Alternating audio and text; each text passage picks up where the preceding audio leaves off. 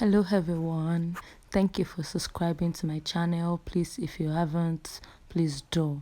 So today I'll be showing you how I stacked and covered my cakes in buttercream and in some gold design. So I started with trimming my cakes and making sure that they have some flat tops, and I removed the part of my cake that was moist, and then I added my buttercream. I'm going to do a video and show you how I did my white buttercream, and then followed with my moist fudgy chocolate cake. I also layered that, and I filled the parts that were low in my cake with the ones that I trimmed off. I don't like to waste my cakes, so I made sure that they had flat tops. Just make sure to have a flat top on your cake if you want to achieve the best cakes when you stack them. So I did that and added my another dollop of buttercream and made sure that it was a flat surface, good enough to accommodate another layer of the cake, which I did. I added another layer.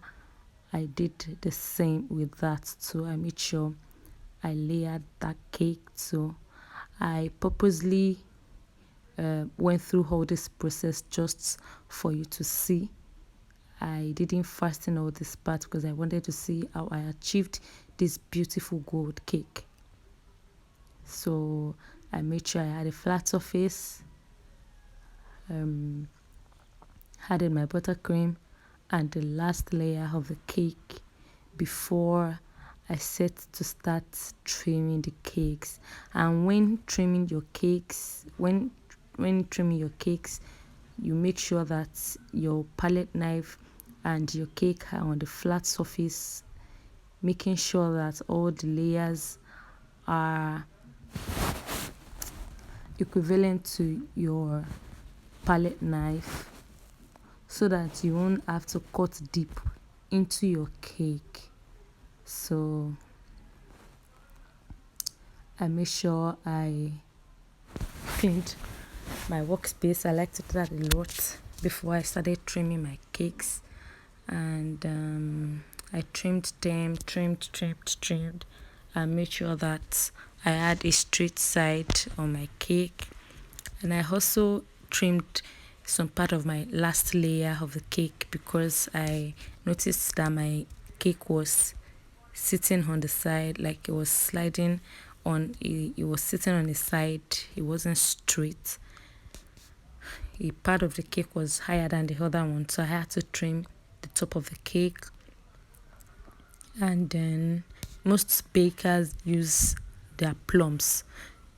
They put it on the cake just to make sure that they have a flat surface and a well layered and balanced cake. But I didn't have that. But I've learned to make use of the things that I have.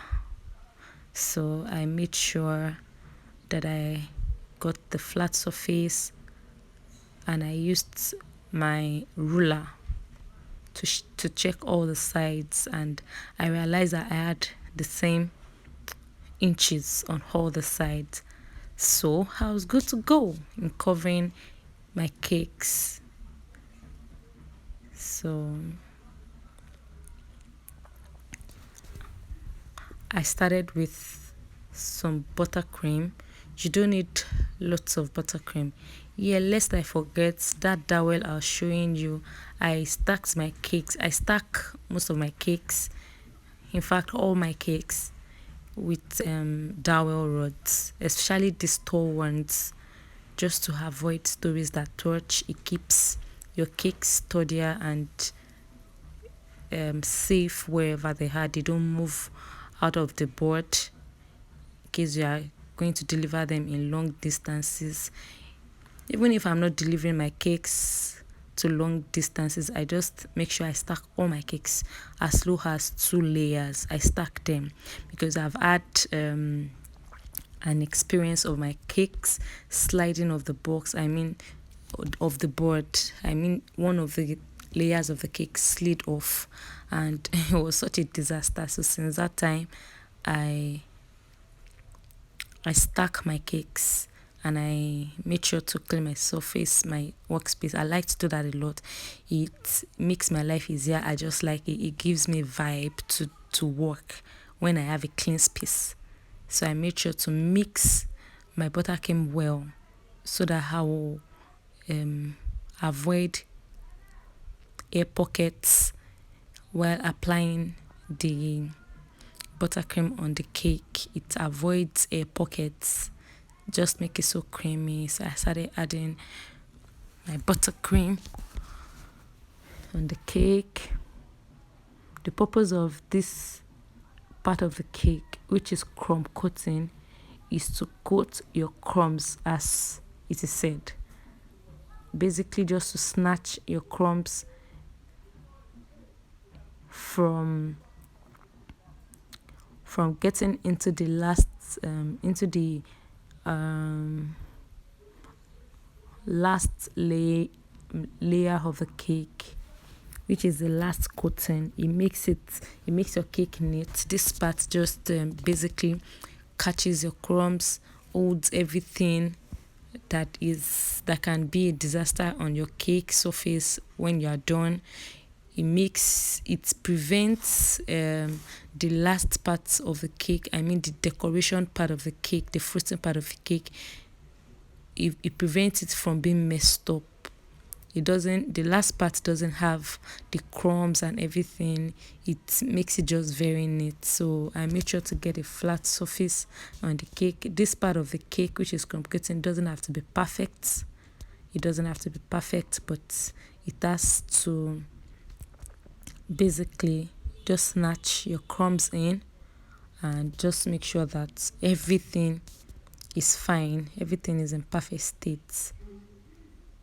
That is what it is about. That is what it is about.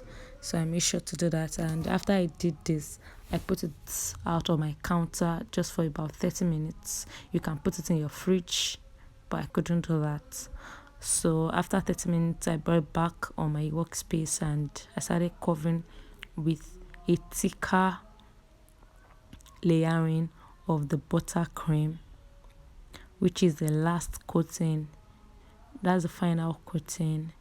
And you can see that I do not have crumbs on that final coating. That is because I have done that first coating, which is supposed to snatch the crumbs in.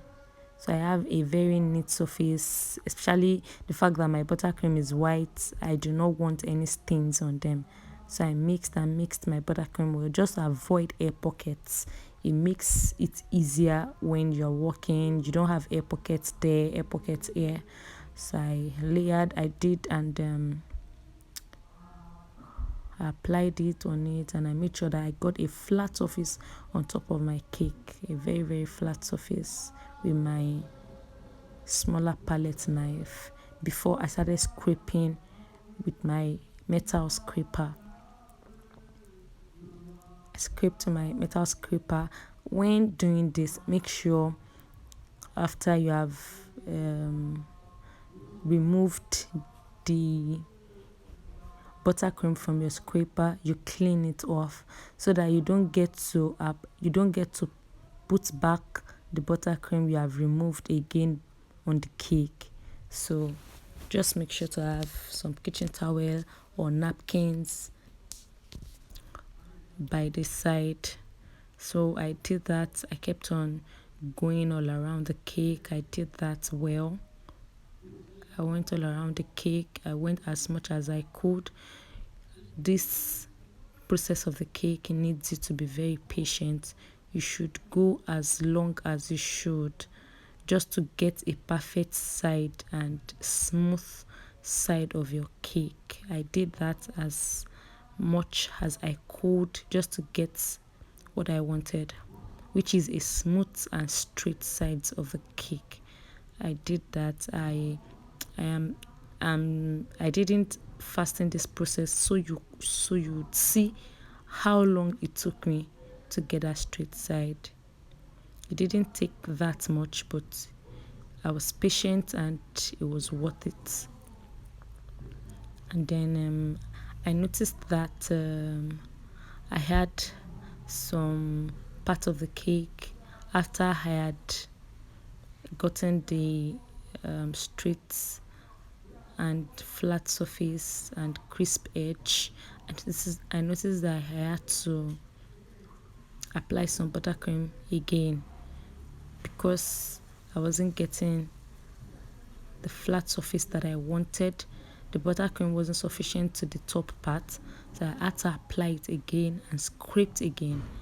That is the process of scraping and getting a good, smooth, flat, straight, crispy edge cake. So I did that again and scraped again. I liked what I got. So I smoothened again and scraped just to get the flat surface. You need to be patient, but it will be worth it. I did that again, and then I used my patterned scraper on the top of the cake just to give it some patterns. There's no particular way to do that. You just have to be creative about it. Just do it anyhow, just to get a fine patterned surface. You don't have to do this, but I like to do it on most of my cakes. I like to do it. And then I started spraying. I mixed my gold luster dust with my edible spirit, and I started spraying on my cake. This was the part of the decoration I enjoyed the most because it wasn't so strenuous. It was just spraying, and it was so beautiful and enjoyable. Just make sure to spray every part of the cake with your gold mixture. It was so beautiful and very fast. This is one of your go-to decorations when you are in a hurry to decorate a cake. It doesn't take time at all. And I started adding my false box. You get this in your cake stores. They make your life so easy because they are different from the normal chocolate spheres that you have to use your mold for. This is not edible though. This is not edible, but it makes your life easier and it's so beautiful.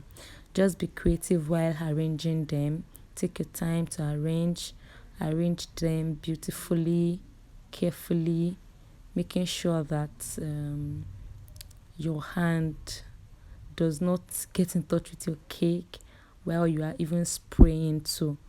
So I did that, and I added my gold leaf topper and the cake topper. You see, so beautiful, very, very beautiful.